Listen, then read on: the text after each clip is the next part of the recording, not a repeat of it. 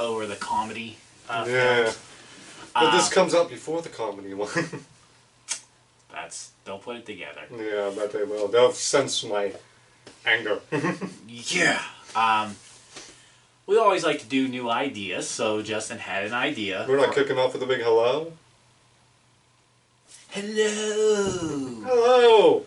Welcome to Smash Paul's Writing. just so excited to hear this. I'm actually looking for, I love new ideas. However... He's very nervous because he has no idea what's about to hit him. That is the one thing, is that this is the first idea that one of us knows the details to and the other one doesn't.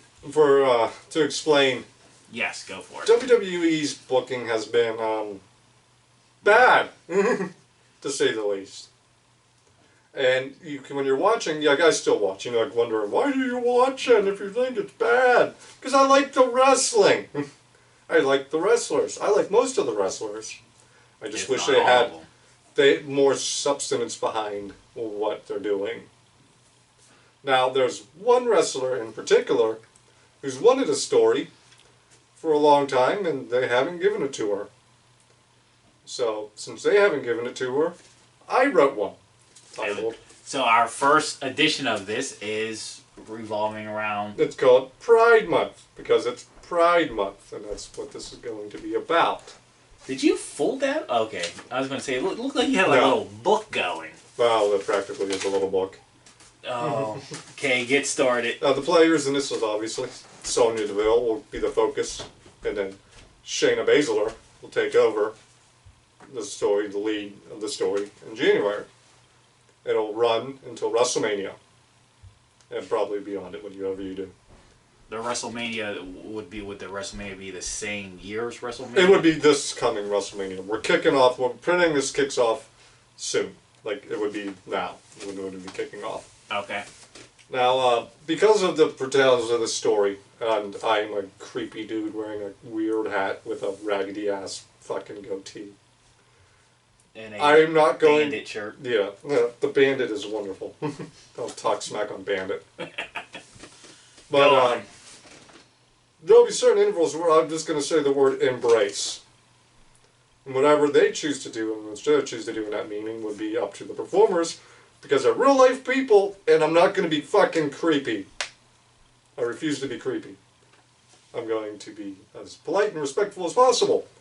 And the back and forth and conversation-wise, I don't really do that because I'd leave that up to the performers. I'll say what they should say at certain moments because, that's what needs to happen to get the story to go in that direction. Okay? We good? Okay. Let's get it. Let's get the story going. Okay. And I'm reading. I know it's not that professional, but, this is my first time doing fantasy booking on video. Leave me alone. We're not here to judge.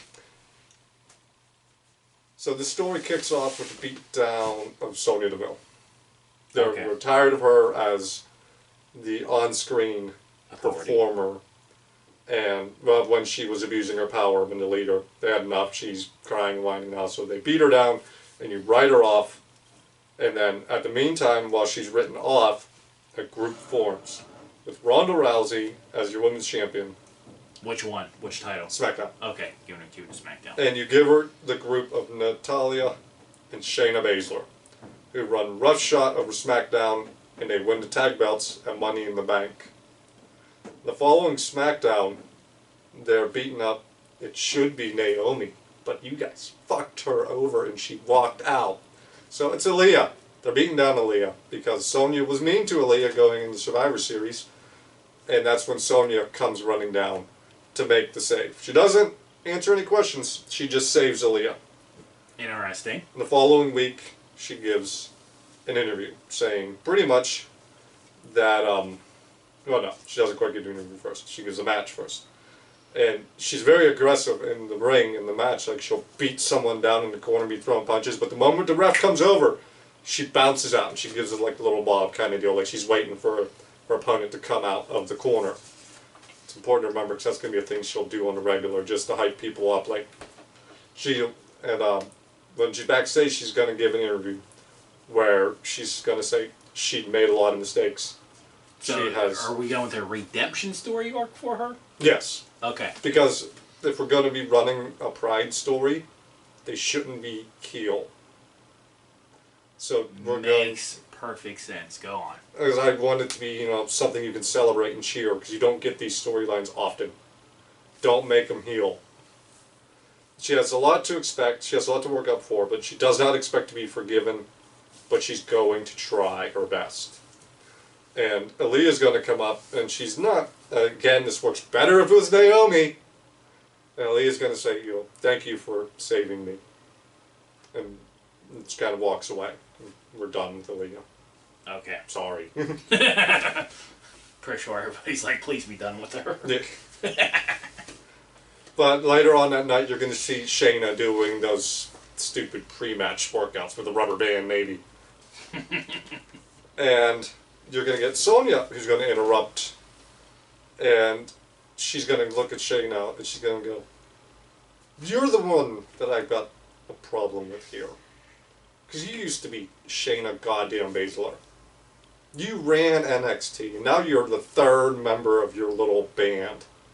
Beating down people excessively. This is Sonya saying this to Shayna. Okay. And you're beating down these people excessively, and you're taking it overboard. Why? You don't have to do any of that. You're a badass former fighter who can do whatever they want. You did it in NXT. Yeah. Say that, you bastards. And it's going to kind of get to her a little bit, but Shayna will go on to have a match after that. She'll cheat to win anyway. And the following week, Natalya is going to be the one who's going to be focusing in on Sonya. Not Ronda. Ronda's got other things to do. And she's going to be like, stay away from my partner, and you blah, blah, blah, whatever you want now to say, whatever dumb things you want for her to say. And you're building that up toward a match at SummerSlam. Natty versus Sonya. But in the following weeks to come, she's going to be encountering Shayna, and you're going to start feeling the tension growing, the romance blossoming between those two. Shayna and Sonya. Okay. They're both fighters, they're both MMA fighters, and they both kind of go back and forth. Dude, I'm not good at romance. This is why I'm saying leave it up to the wrestlers. Let them build up naturally over time. And it's starting to put Shayna in the middle of this. Because she wants to be a good partner to Natty, they're tag team champions, and that's sort of click. But she's starting to move a little bit towards Sonya. And you're going to get the match at SummerSlam, and Sonya is going to pick up the win there, and Natty's going to fight her back. And Ronda's going to come out to join her because that is her group. She'd already defended her title in the middle of the night or whatever. And they're going to be beating on Sonya, and Shayna's going to be a little bit reluctant, but she's going to go in and hit Sonya when they hold her up for Shayna to hit. And it's going to kind of start driving a wedge between that group even more, because now Shayna's actively not wanting to do this. The following SmackDown, you're going to get a moment where Shayna's looking for Sonya. And someone's going to be like, oh, she's not here, but there's something for you in the locker. And she goes to her locker, and there's a little box with a ribbon on it, and she opens it, and it's got this new pair of MMA gloves with the spade embroidered black with gold spade and her name engraved in it. Nice. And a little card that says, you're better than this. Happy birthday. Because if I've done my math right, that SmackDown is 3 days before Shayna's birthday. Okay. And that's going to really get to her, and that's going to continue the rivalry. And now, Ronda is like, you enough of you. Stop hanging around us. You don't deserve to be here. And then 2 weeks after this, right before the match at SummerSlam, Ronda is going to have the group attack. And they are... No, not SummerSlam. I said SummerSlam. Clash at the Castle. God, don't. That's a bad name. That's why I think I just blocked it out of my brain. I just leave it blocked. And this is August. The end of August is normally the end where SummerSlam should be. But Clash at the Castle, 2 weeks removed from it, and the turn will finally happen. They're going to be ganging up on Sonya again, and Shayna's going to have enough of it. Much like SummerSlam, they're going to be holding her up, her arms up like this, and Shayna's going to go in and clock Natty in the face. And they're going to beat him off, scare him off, and you'll have them embrace in the ring. That will lead up to a tag team championship match at Clash of the Castle, with Ronda freebirding the role, tagging with Natty to defend their belts against Shayna and Sonya, where Ronda is already tired from having to defend her women's championship. She's not much of a help, and Natty gets pinned, and you get to have them celebrate with the titles. And you go from there. And Ronda wants to continue with this rivalry, but we don't do that. We don't mix the tag team champions with the women's championship.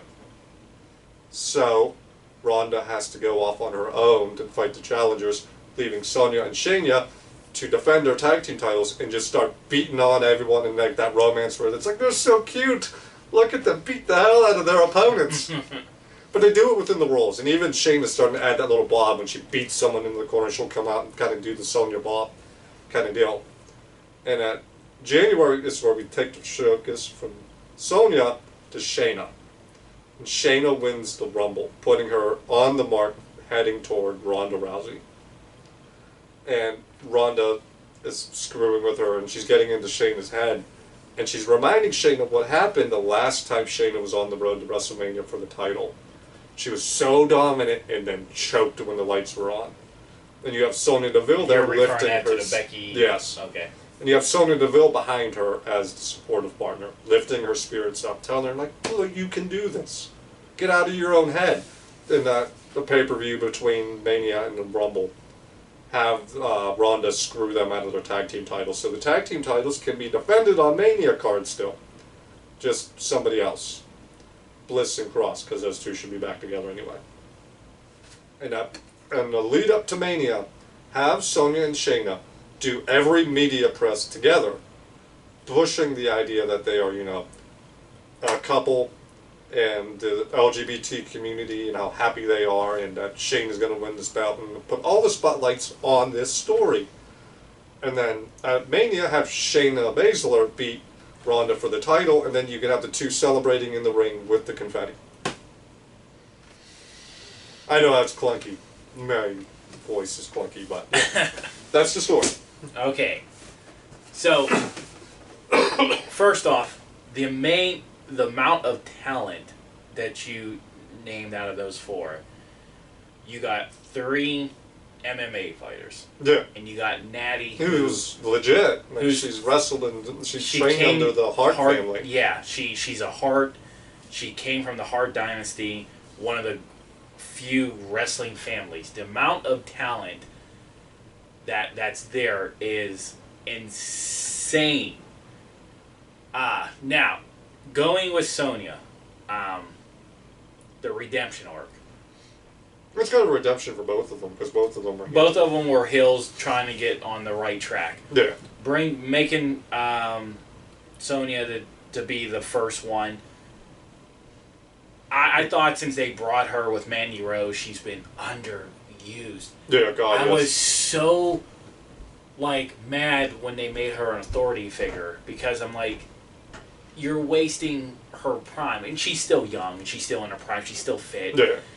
But I'm like, you're literally sidelining this great fighter. When she was the authority figure, I did like how she went from the bubbly assistant to running. What was it, Raw? That she was like. I have no idea what they were doing. Something like that. I'll get to the story. So I do enjoy the redemption arc. I do actually enjoy the idea that you have a story that has multiple subplots to it, to where you can stretch it out. Yeah, and this will put light on the tag team titles that needed right now. Much needed. Because they're not, Sonya's rivaling with the women's champion and everything, but at the end they're walking away with the tag belts. Yeah. And Ronda's being forced to put down at the side because she has to focus on her title. I think it's a wonderful idea. It was Ronda versus for the WrestleMania. Shayna. I think that would be a very impressive match between those. Well, two. they're friends. They train together. They'll have chemistry together. And obviously when you see chemistry in a match, it just blows the match up 10 times more, because they're with them being MMA fighters, you can almost do a couple of MMA spots. yeah, you can do a couple of good spots there that will sell it big time. I think they would probably put on a 5-star match on the grandest stage of them all in WWE, and the amount of exposure that you would put on the women's division, just not from Becky or Charlotte. Yeah. You show. I didn't use Becky or Charlotte. Didn't use the horsewomen in the story at all. And you don't need to. I mean, like I said, the amount of talent that you just talked about, you literally gave a year. Yeah, starting from now, July, to Next WrestleMania. March. Yeah. So you almost gave a full year of talking about just...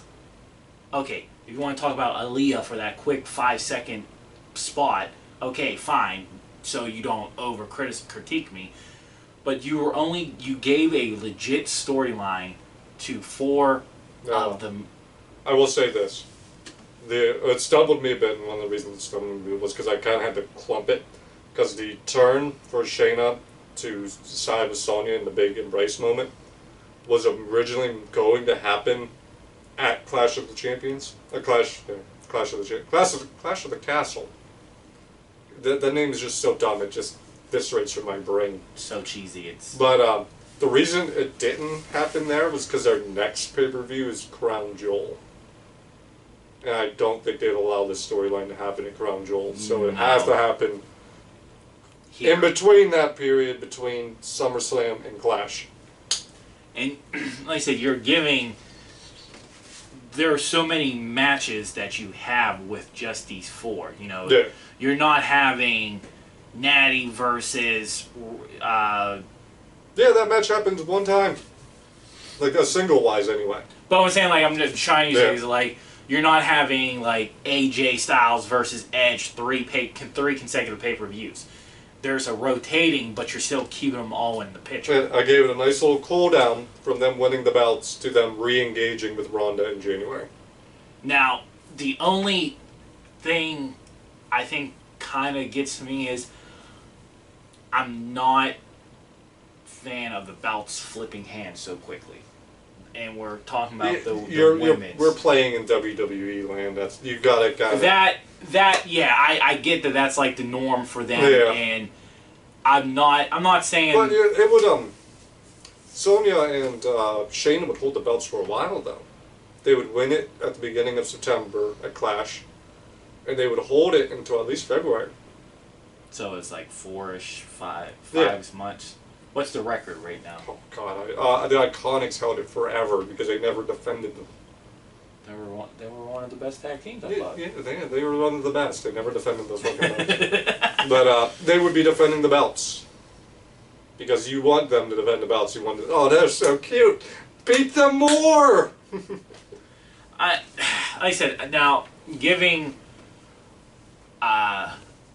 Shayna and Sonya a redemption arc to make them from heels to good guys obviously would take time because you're used to booing both of them. Yeah. And then build up Shayna for the title.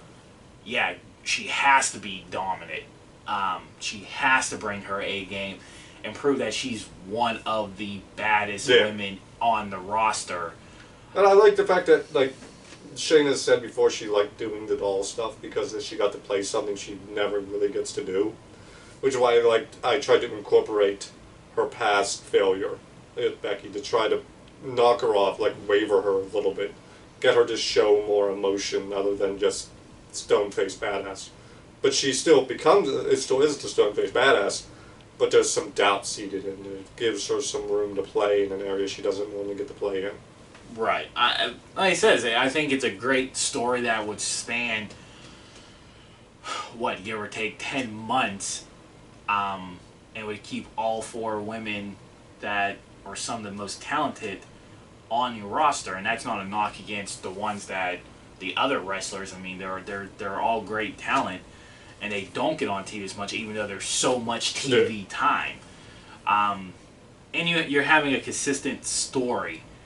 And if you're going to do a long-term story, yeah, the ending should be at WrestleMania. Yeah. You shouldn't have put a storyline together in February for WrestleMania. Well, this was the best. Was I wanted this to go to Mania because of like the pride thing, the LGBTQ. When all the lights are on WWE, run this storyline, and have your happy moment. But not that, like, since you gave it a long time to develop of characters, building up characters, that's proper character development. Yeah. I think that's, no matter if you have a degree in writing or not, that's like basic 101 is develop the character so the crowds can get behind them. Well, it's like, look at that. It's like Sonya gets her story she's always wanted, the LGBTQ recognition. Shayna gets rehabbed back to the point where she's champion, and a different kind of story for Shayna to run with. Ronda gets a long story opponent that's not Becky or Charlotte. Yeah. And the tag team titles get something to do for a few months. Which, like I said, is the last year, those, talking about since their introduction. Since their introduction, like, I was hyped for these tag teams because I'm like, okay, when you got so many hours of wrestling that you can afford to do, having a female tag team division would be great. And at times it was. So yeah, if this storyline's helped bring light, because now you have so much talent holding these belts. Next time I'll do fantasy booking for the tag titles. But I think overall it would be a good story to put forth. So I said, it's just so much talent. I mean, we know what Natty can do. I mean, she's been underused, and I know, like, there's a big thing, like, she has the most matches in women's history, yeah. But half of them, I don't even remember. Like, I can't even believe she's been here this long, but she's so good. And I know she's getting up there for a female wrestler in age. You gotta give her something to go out with. I mean, she is no doubt even though it's if they like you or not, but she's no doubt a Hall of Famer wrestler. She would, honestly, in my eyes, with what she's done, even though she's been underutilized, she's a first ballot Hall of Famer. Shayna, when she first came up, yeah. she was kicking ass. Now, I did enjoy the way Becky won, being the savvy veteran. No, that's a bad way. It's already happened to Shayna before, though. Quite a few times to Shayna. What, before that? Yes. When? Kairi Singh did it to her in NXT. I think Ember Moon may have done it too. Okay, but they were not on Becky Lynch's level. And I thought what would have been good for Shayna was her learning that experience and just going with rage. She just had Shayna win. That was the play. But anyway, that's my story. That's my fantasy booking. I think it's a good booking. Will we ever get that type of story? No. No, well, not well 85-year-old bastards in there. he struggles to do. Lacey Evans moved back to SmackDown. She did move back. That's all you need to know about his booking abilities at this point. Have a good day. Bye-bye. Till next time.